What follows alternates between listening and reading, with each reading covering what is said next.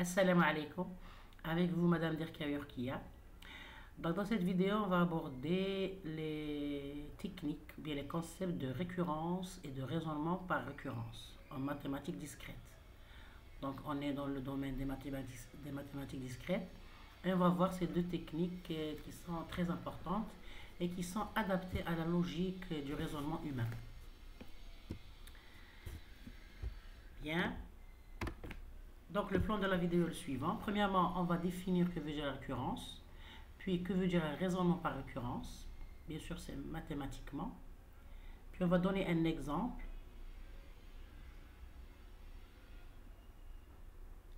Pour le raisonnement par récurrence. Puis, on va voir un degré plus élevé de la récurrence. C'est la récurrence forte. Et on va donner un exemple et voir pourquoi utiliser la récurrence forte. Bien. Donc, pour la récurrence, donc on dit récurrence ou bien récursion ou bien récursivité, c'est-à-dire ce sont des terminologies qu'on peut trouver dans les littératures. Donc on dit récurrence, récursion ou récursivité. Et le caractère de ce qui est récurrent, de ce qui revient à un état antérieur. Donc que veut dire de ce qui est récurrent? L'adjectif récurrent qualifie ce qui revient, ce qui se reproduit, ce qui réapparaît de manière répétitive, répétée ou bien récursive. Donc la récurrence, elle décrit un processus dépendant de données en faisant appel à ce même processus sur d'autres données. Ça, c'est une définition un petit peu lexicale. Donc, en mathématiques, d'une façon plus technique, la récurrence est la relation qui unit les termes d'une série ou fonction récurrente. La récurrence est une suite ou une série d'éléments ou bien termes dont chaque terme est défini par la même fonction appliquée à un certain nombre de termes précédents. Donc la récurrence est une technique de définition et de construction d'objets mathématiques comme les ensembles, les fonctions, ainsi de suite. Donc c'est quelque chose qui se répète. Ça, c'est pour la récurrence. Donc, c'est une technique de répétition. Maintenant, le raisonnement par récurrence. Donc, en mathématiques, le raisonnement par récurrence est une forme de raisonnement visant à démontrer une propriété portant sur tous les entiers naturels, ou plus généralement, sur tous les entiers supérieurs à un entier donné. Donc, vous voyez, quand on parle de l'ensemble n des entiers naturels, donc, le raisonnement par récurrence consiste à étendre à l'ensemble des nombres entiers une propriété valable sur les précédents. Donc, le raisonnement par récurrence est très utile en mathématiques. Il sert à démontrer une propriété portant sur tous les entiers naturels. Donc, si on voudrait visualiser cette figure, donc on est dans le domaine des mathématiques discrètes. Donc, c'est sûr que ça concerne les ensembles, c'est-à-dire dénombrables. Donc, c'est l'ensemble n des entiers naturels, par exemple. Donc, c'est discret. Donc, on a des propriétés sur cet ensemble-là et on voudrait raisonner par récurrence, c'est-à-dire d'une façon répétitive, de telle façon à démontrer, c'est-à-dire à démontrer qu'une certaine fonction, une opération, si elle est valable pour un nombre, elle est valable pour son voisin. Et donc, elle est valable pour tous les nombres entiers. Bien, ça c'est... on va arriver à définir ou bien à écrire cette définition d'une façon plus formelle et plus mathématique pour mieux saisir. Donc, les raisonnements par récurrence simple consistent à démontrer, parce qu'on va voir par la suite qu'il y a une récurrence plus forte. Donc, le raisonnement par récurrence simple, on dit simple ou bien faible. C'est kiff-kiff. Donc, le raisonnement par récurrence simple ou bien faible consiste à démontrer séparément les points suivants. Premièrement, on a une propriété. On dit propriété ou bien proposition, ou bien une affirmation, c'est toujours vrai. Donc, on a une propriété qui est vérifiée par un entier initial, par exemple un 0 ou bien 1, ou bien n'importe quel nombre initial vis-à-vis de l'ensemble considéré. Donc, c'est l'initialisation de la récurrence. Donc, si la propriété est vérifiée par un entier n, alors elle doit être vérifiée par son successeur, n plus 1, c'est-à-dire l'entier qui le suit. Il s'agit de l'hérédité. Donc on dit son successeur ou bien son voisin. Donc, une fois cela établi, on en déduit que la propriété est vraie pour tous les entiers supérieurs à n. Ça, c'est le raisonnement par récurrence d'une façon plus formelle. On va l'écrire ici formellement. Donc, on a une propriété P ici, notée P. Sur propriété, on dit propriété, ou bien proposition, ou bien affirmation, qui est définie sur l'ensemble des nombres naturels n. Donc, si cette propriété est vraie pour le premier élément, c'est-à-dire le plus petit élément de cet ensemble, donc le P0, c'est l'état d'initialisation. Si cette propriété, quel que soit n appartenant à n, P de n est vrai, implique que Pn plus 1 est vrai. Donc si elle est vraie pour n, elle est vraie pour n plus 1, son voisin. Donc on en déduit que quel que soit n appartenant à n, P de n est vrai. Donc c'est la formalisation mathématique du raisonnement mathématique sur une proposition ou bien une propriété. Donc, bien sûr, cette propriété dans le domaine considéré, qui est un domaine discret. Donc, le raisonnement par récurrence établit une propriété importante liée à la structure des entiers naturels. Donc, les entiers sont construits à partir de 0 en itérant le passage au successeur. Donc, vous voyez que premièrement, on travaille avec la notion sur des ensembles discrets, et puis on considère le premier élément qui a une certaine propriété, et cette propriété, si elle est valable pour 0, si elle est valable pour un n appartenant à l'ensemble considéré, on doit démontrer qu'elle est valable pour son voisin ou bien son successeur, donc cela dit qu'elle est valable pour tout n appartenant à grand n, ok, ou bien l'ensemble considéré. Ici, dans la définition, on a considéré l'ensemble sur lequel est définie la propriété, le grand N, l'ensemble des entiers naturels, de 0 jusqu'à plus l'infini. Maintenant, on peut considérer un certain E inclus dans N, un sous-ensemble de N. Donc c'est selon l'énoncé du problème, ou bien de l'exercice. Maintenant, pour démontrer une propriété P pour tout N appartenant à grand N par récurrence, ou bien on peut dire on démontre P par récurrence sur N, on procède comme suit. Premièrement, on a la phase d'initialisation. On doit démontrer que la propriété est vraie pour le premier élément, dans ce cas 0 par exemple. Et puis, il y a la phase d'hérédité.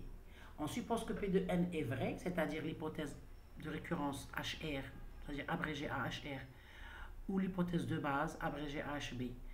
Donc on doit supposer par hypothèse que Pn est vrai, et on doit démontrer que par cette hypothèse, c'est-à-dire en utilisant cette hypothèse, que la propriété est vraie pour n plus 1. Donc, on doit considérer, c'est-à-dire on doit vérifier qu'elle est vraie pour le premier élément P0 par exemple, si 0 est le premier élément.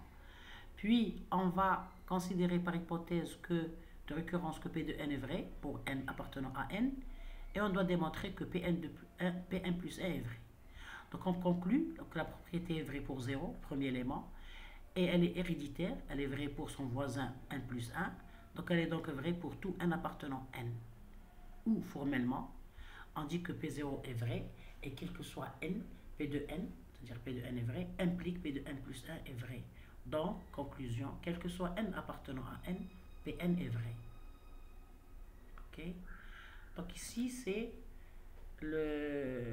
c'est-à-dire les étapes à suivre pour démontrer une propriété, la vérité d'une propriété par récurrence, ou bien par raisonnement par récurrence. Faible. Donc on prend un exemple pour mieux comprendre. Donc on a ici par exemple cette propriété. On a, quel que soit n appartenant à grand n étoile, donc on considère l'ensemble des entiers naturels non nuls. On a n au carré, on doit démontrer que n au carré égale la somme de k égale à 1 jusqu'à n de k moins 1. Donc on note P, la propriété ou la proposition définie par P de n qui est égale à, quel que soit n appartenant à n étoile, n au carré égale la somme de k égale à 1 jusqu'à n de k moins 1. Donc ici on a, c'est-à-dire la proposition P de n est de cette forme-là. Bien. Donc on doit suivre les étapes du raisonnement par récurrence pour démontrer la vérité de cette propriété. Donc, comme solution, on doit démontrer cela par récurrence faible, raisonnement par récurrence faible. Donc, premièrement, l'étape 1, l'initialisation. Premièrement, on doit considérer le premier élément de l'ensemble considéré, c'est-à-dire l'élément le plus petit. Donc, ici, le premier élément, puisqu'on a n étoile, c'est le 1. Parce qu'on considère les éléments non nuls. Donc, on vérifie que P de n est vrai pour le premier élément qui est le 1, car on a le n étoile. Donc, on va remplacer le 1 dans cette formule. Donc, on aura 1 au carré égale la somme de k égale à 1 jusqu'à 1 de k moins 1. Et on va voir si cette égalité est vraie ou bien elle est satisfaite.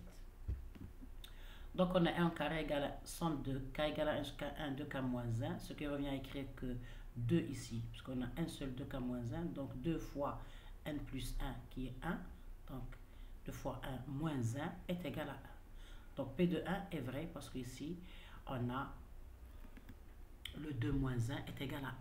Donc, 1 au carré qui est égal à 1 est égal à 1. Donc, l'équation est vraie. Donc, P de 1 est vrai. Donc, la proposition P est vraie pour n égale à 1. Maintenant, on passe à la deuxième phase qui est la phase de l'hérédité, ou bien l'étape de l'hérédité. On suppose par hypothèse de récurrence HR ou bien HB, hypothèse de base, que pour tout n supérieur ou égal à 1, P de n est vrai. Et on doit démontrer que Pn plus 1 est vrai. Donc, on va premièrement prendre la formule en considérant le n plus 1, c'est-à-dire on doit expliciter Pn plus 1 en utilisant cette formule. Donc, à la place de n, on utilise n plus 1. Et on essaie de décomposer de telle façon à utiliser l'hypothèse par récurrence, parce que c'est la seule chose vraie qu'on a entre nos mains, pour la vérification, pour la démonstration. On n'a que cette hypothèse-là. Donc, on doit l'exploiter pour montrer que la propriété Pn plus 1 est vraie. Donc, on prend la propriété, on remplace le n, on considère le voisin, c'est-à-dire le successeur de n qui est n plus 1, et on essaie de décomposer pour voir. Donc, on a la somme de k égale à 1 jusqu'à 1 plus 1 de k moins 1. Ça revient à la somme de k égale à 1 jusqu'à 1 de k moins 1 plus, c'est-à-dire le dernier élément de cette somme, c'est lorsque k égale à 1 plus 1. Donc, c'est-à-dire c'est la somme jusqu'à k égale à 1 plus un dernier terme lorsque k égale 1 plus 1. Donc, c'est la somme de k allant de 1 jusqu'à 1 de k moins 1 plus le dernier élément lorsque k égale 1 plus 1. Donc, on remplace k par 1 plus 1. Donc, c'est 2 fois k qui est 1 plus 1, 1 plus 1 moins 1. Donc, si on va calculer, donc c'est toujours la somme de k égale à 1 jusqu'à 1 de k moins 1 plus, ici on va calculer, donc c'est 2n plus 2 moins 1. 2n plus 2 moins 1, c'est 1. Donc, de 1 plus 1. Donc, c'est à ce niveau-là qu'on peut exploiter l'hypothèse, parce qu'on est ressorti dans notre décomposition à l'hypothèse HR. Donc, on sait par hypothèse que la somme de k égale à 1 jusqu'à n de k moins 1, c'est n au carré.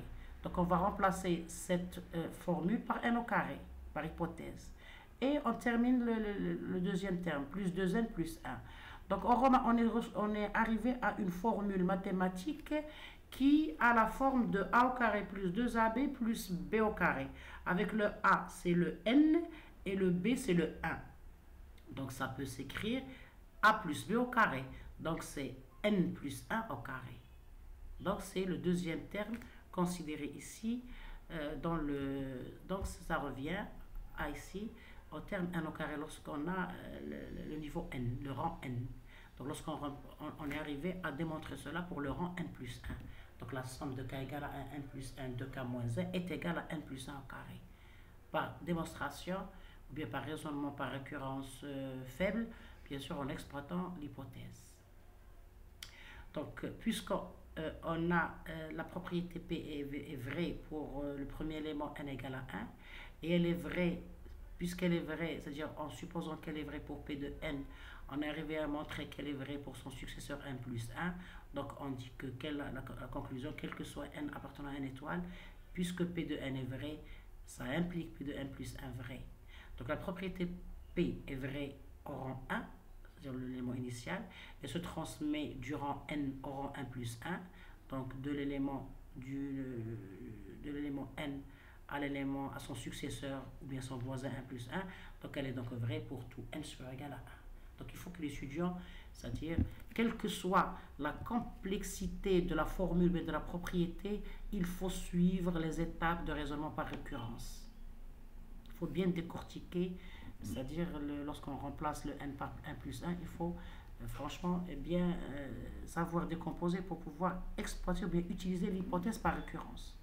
Et pour l'initialisation, il faut voir l'ensemble considéré. Parce qu'ici, on a considéré le n, l'ensemble des entiers naturels. On est dans le discret. mais ça peut être un sous-ensemble de n ou bien un autre type d'ensemble. On va voir ça par la suite. Donc, dans les inductions. Donc, il faut considérer premièrement l'ensemble, il faut bien examiner l'ensemble considéré, c'est-à-dire l'ensemble où elle est définie la propriété. On doit trouver son premier élément pour vérifier que la propriété P est vraie pour le premier élément. Puis, on va considérer qu'elle est vraie pour n et démontrer qu'elle est vraie par n plus 1 en utilisant l'hypothèse par récurrence. Ça, c'est un exemple pour montrer les étapes essentielles pour la démonstration d'une propriété, de la vérité d'une propriété en utilisant le raisonnement par récurrence faible. Maintenant, il y a un niveau plus fort de la récurrence, ça s'appelle la récurrence forte. Donc, il est parfois, donc c'est selon l'exercice ou bien selon le problème. Dans des cas, il est parfois nécessaire, dans des raisonnements par récurrence, d'utiliser une version plus forte pour l'hérédité. Dans le cas de l'hérédité, c'est-à-dire l'étape, l'initialisation c'est la même. Dans l'étape de l'hérédité, on a besoin, dans des cas, d'utiliser une version plus forte pour pouvoir démontrer la vérité de P de n, quel que soit n. Donc, le raisonnement par récurrence forte, sa formulation mathématique est la suivante. Donc, soit P est une propriété définie sur n. Donc, si la propriété est vérifiée pour le premier élément, P0, quel que soit, et si, quel que soit n appartenant à grand n, on considère un élément inférieur ou égal à n. Quel que soit k inférieur ou égal à n, si P de k est vrai, elle implique P de n plus 1 vrai. Donc, on conclut que quel que soit n appartenant à n, P de n est vrai. Donc, on utilise un élément, on peut dire un minorant de n, pour pouvoir démontrer le P de k. Donc, si cette propriété est vraie pour le P de k, qui est un minorant de n, donc on peut dire que si on arrive à utiliser cette hypothèse par récurrence forte, que P de k est vrai, on démontre que Pn plus 1 est vrai, alors on dit que P de n est vrai, quel que soit n appartenant à n. Ça, c'est la récurrence plus forte. Et on verra des exercices où on aura besoin d'utiliser la récurrence forte. Parce que le plus logique, c'est d'utiliser la récurrence simple, faible. Mais dans des cas, dans des exercices, c'est-à-dire pour pouvoir exploiter la récurrence, l'hypothèse par récurrence, on doit utiliser le cas. D'accord? Donc, je vous donne ici un exemple. Par exemple, on a cet exemple-là, prouvé par récurrence forte que pour tout n supérieur ou égal à 2, n peut être décomposé ou bien écrit en produit de facteurs premiers. En d'autres termes, il existe une décomposition de n sous la forme n égale P1, P2 jusqu'à P1 fois P2 jusqu'à Pk, où P1, P2 jusqu'à Pk sont des nombres premiers. Donc, vous allez voir qu'à ce niveau-là, on doit utiliser la récurrence forte. On doit injecter un k qui est inférieur ou égal à n pour montrer la vérité de cette propriété par, c'est-à-dire ici, cette propriété-là, que si n peut être décomposé en un produit de nombres premiers, le n plus 1 c'est-à-dire peut aussi être décomposé en un produit de nombres premiers. Donc, on va faire un petit rappel ici pour pouvoir résoudre l'exercice. C'est quoi un nombre premier? Donc, un nombre premier est un entier naturel qui admet exactement deux diviseurs distincts, entier et positif.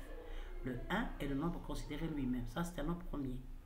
Donc, décomposer un nombre quelconque en facteur premier, c'est chercher un produit de facteurs premiers qui soit égal à ce nombre. Vous voyez? Donc, c'est chercher un produit de facteurs premiers qui soit égal à ce nombre. Donc, c'est-à-dire ici, on a un seul nombre. Ici, on a un ensemble de nombres premiers. Leur produit nous donne le nombre considéré. Donc, pour décomposer un nombre en ses facteurs premiers, on commence à le diviser par le plus petit de ses facteurs premiers. On fait la même chose pour le quotient obtenu, puis sur le deuxième quotient, et ainsi de suite. Donc, on va voir comment on va exploiter ces notions, ces définitions, pour pouvoir résoudre ce problème par récurrence forte. Donc, je préfère laisser la solution à la vidéo suivante, pour vous donner le temps à, premièrement, mieux comprendre le raisonnement par récurrence faible, ou bien simple, et pour pouvoir toucher l'importance du raisonnement par récurrence forte. Merci pour votre suivi, à la prochaine vidéo.